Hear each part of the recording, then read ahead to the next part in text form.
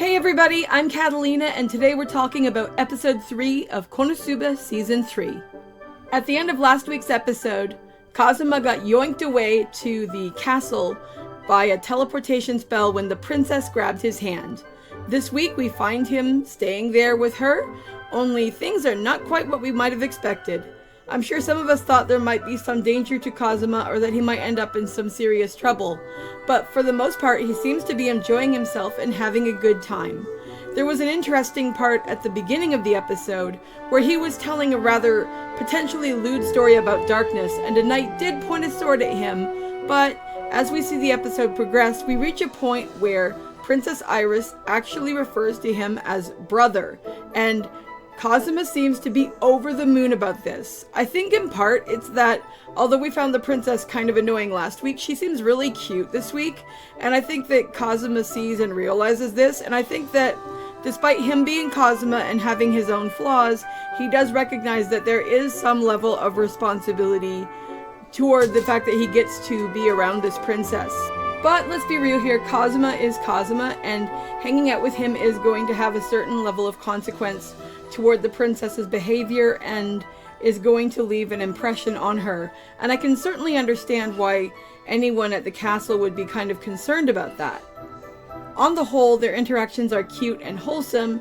He doesn't go too far with her in any way for the most part, but I can definitely see why that poor knight is having a mini heart attack every time he says something where she's just like, "You can't say that," and it was really funny. But while the interactions with Iris might be something that is useful for her, I don't necessarily think that getting to live in a castle is something that is going to be in Kazuma's best interest, and we quickly see him devolve in certain ways that are definitely not something that would be desirable.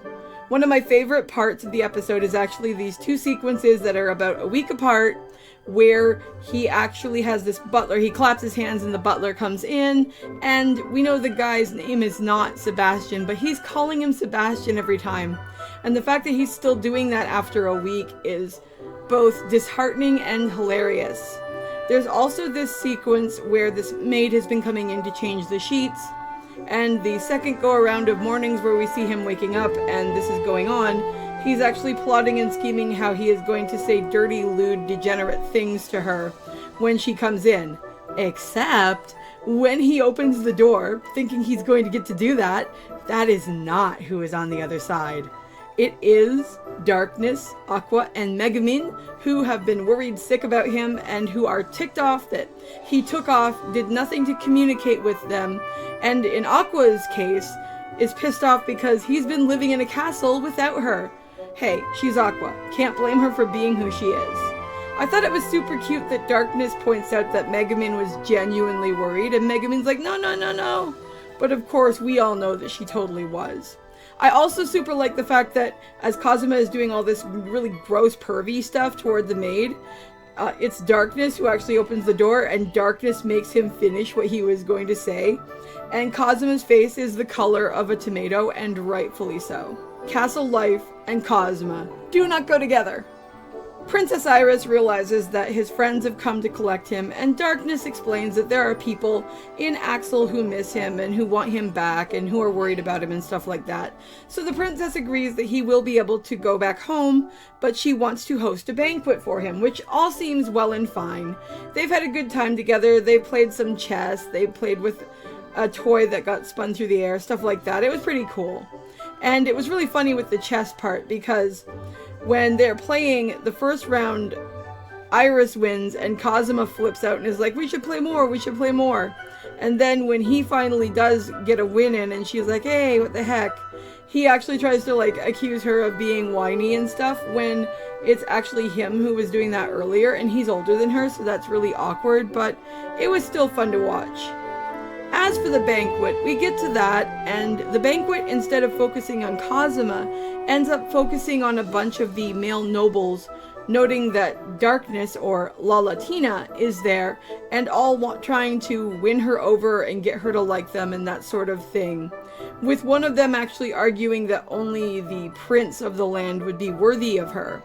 And Kazuma can tell that this is all making Darkness get more and more embarrassed, so he actually blurts out that they have had some kind of affair, and everybody is staring at him in disbelief, and essentially Darkness drags him away because, like, oh my goodness, yes, trying to get the spotlight off of her might have been a good idea, but he went about it in potentially the worst way possible.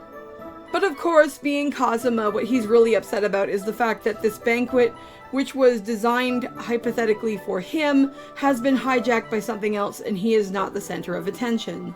We see him moaning and whining on a balcony and being all upset about this.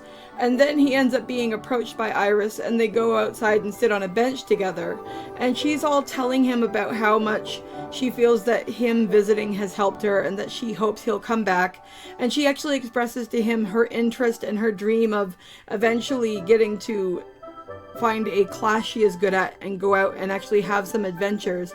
Because apparently the members of the royal family actually are able to utilize certain types of magic and skills, and she thinks maybe she could be a mage or a priest or something.